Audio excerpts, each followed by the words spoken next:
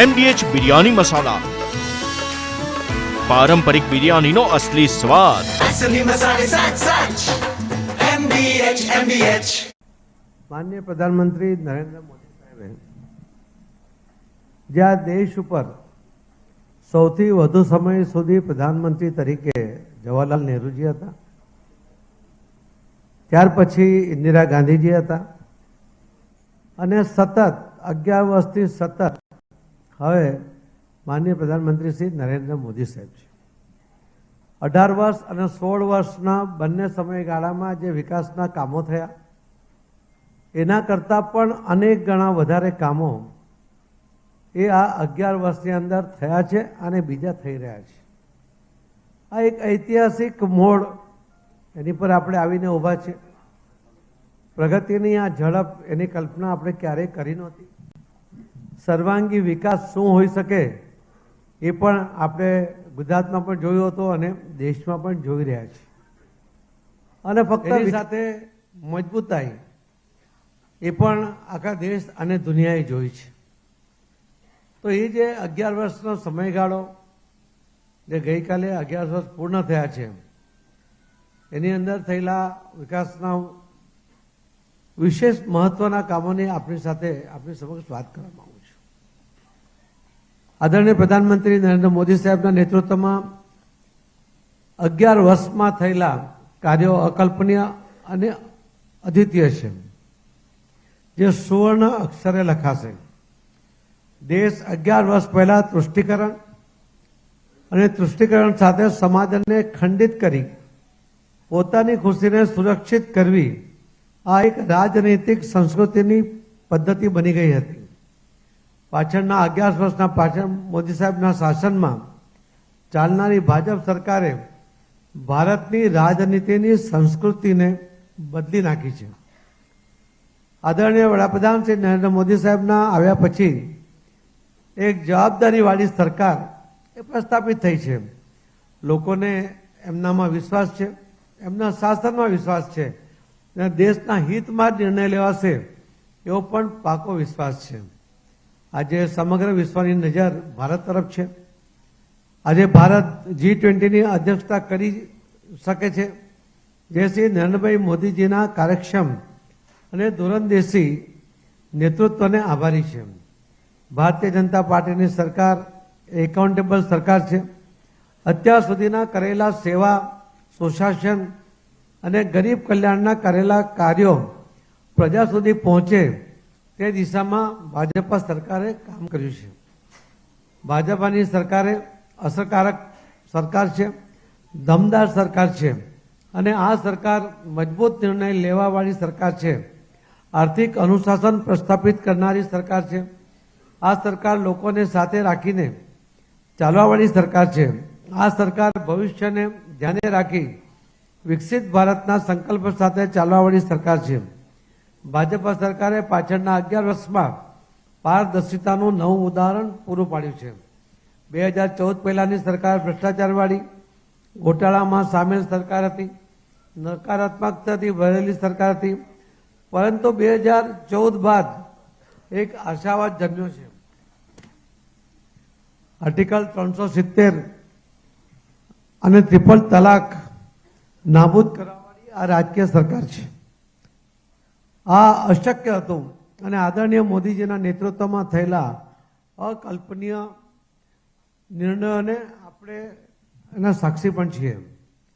દુનિયાનો સૌથી ઊંચો રેલવે બ્રિજ જમ્મુ કાશ્મીરનો એ પણ આપણા દેશમાં નિર્માણ પામ્યો છે. અશક્ય ગણી શકાય એવી જગ્યા ઉપર, પહોંચવામાં અશક્ય હોય એવી જગ્યા ઉપર આ બ્રિજનું નિર્માણ ને પણ વિશ્વમાં સૌથી ઊંચી હાઈટ ઉપર અને સૌથી સુરક્ષિત બ્રિજ એ પણ નરેન્દ્ર મોદી સાહેબની સરકારની દેન છે. ભારત દેશની ઇકોનોમી 10મા સ્થાનેથી છલાંગ લગાવીને 5મા સ્થાને આવી છે અને હવે IMFના નવા આંકડા પ્રમાણે આપણે 4થા નંબર તરફ આગળ વધી ગયા છીએ. ત્યારે આટલા ઝડપમાં જે અર્થશાસ્ત્રી પ્રધાનમંત્રી હતા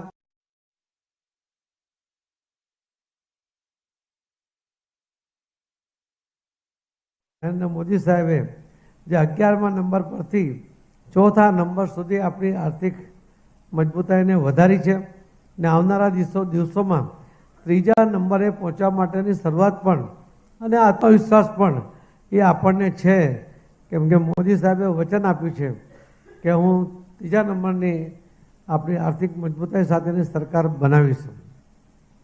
આદરણીય પ્રધાનમંત્રી શ્રી નરેન્દ્રભાઈ મોદી સાહેબના નેતૃત્વમાં પ્રધાનમંત્રી ગરીબ કલ્યાણ અન્ન યોજનાનો 81 કરોડથી વધુ લાભાર્થીઓને દર મહિને પર હેડ 5 કિલો અનાજ મફતમાં આપવામાં આવે છે અને એના કારણે જે ગરીબી રેખાની નીચે હતા એવા જે લોકો હતા એમાંથી 25 કરોડ લોકોને ગરીબી રેખાથી બહાર કાઢવામાં પણ માનનીય પ્રધાનમંત્રી શ્રી નરેન્દ્ર મોદી સાહેબની સરકાર સફળ રહી છે.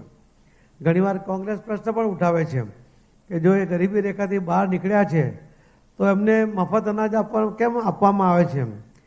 તો એનો એક દાખલો છે કે જો કોઈ પેશન્ટ ખૂબ બીમાર હોય, હોસ્પિટલમાં હોય, ડૉક્ટર સારો થયા પછી એને રજા આપે પણ સાથે એને પૌષ્ટિક આહાર અને આરામ કરવાની સલાહ આપે છે. આ હમણાં જ ગરીબી રેખામાંથી બહાર આવેલા આ 25 કરોડ લોકોને જો અચાનક સાહેબ બંધ કરીશું તો ફરી મુશ્કેલી ન સર્જાય એટલા માટે તંદુરસ્ત થાય ત્યાં સુધી એમને મદદ કરવા એ નરેન્દ્ર મોદી સાહેબની સરકાર એમને મદદ કરી રહી છે. પરંતુ અમારો પ્રશ્ન એ પણ છે કે આટલા વર્ષો સુધી શાસન કર્યા પછી 81 કરોડ લોકો ગરીબી રેખા નીચે રહી ગયા, એનો પણ જવાબ એ કોંગ્રેસે આપવો જોઈએ. આદરણીય પ્રધાનમંત્રી નરેન્દ્ર મોદી સાહેબના નેતૃત્વમાં પ્રધાનમંત્રી ગરીબ કલ્યાણ અન્ન યોજના સહિત અનેક યોજનાઓ એમાં કરવામાં આવી છે. હર ઘર જલ યોજનામાં 15 કરોડથી વધુ ગ્રામીણ પરિવારોને નળ સે જળની સુવિધા પૂરી પાડવામાં આવી છે અને આવનારા દિવસોમાં બીજા 4 કરોડ લોકોના ઘરમાં પણ પાણી આપવાની યોજના પણ કાર્યાન્વિત કરવામાં આવી છે. ખેડૂતોને ભારતના ઇતિહાસમાં સૌથી વધુ પોષણનો ભાવ મળ્યા હોય તો તે આદરણીય પ્રધાનમંત્રી નરેન્દ્ર મોદી સાહેબે આપ્યા છે. કિસાનોના કલ્યાણ અંતર્ગત કઠોળ અને તેલીબિયા એમએસપી ખરીદીમાં 73.50% તેમજ 1500%ની વૃદ્ધિ, અનાજ અને ઘઉંની એમએસપી ₹2369.થી વધારીને 2425 પ્રતિ ક્વિન્ટલ પહોંચી છે. પીએમ કિસાન સન્માન નિધિ અંતર્ગત કિસાનોને દર વર્ષે ₹6000ની આર્થિક સહાય આપવામાં આવે છે. ખેડૂત એ જગતનો તાજ છે.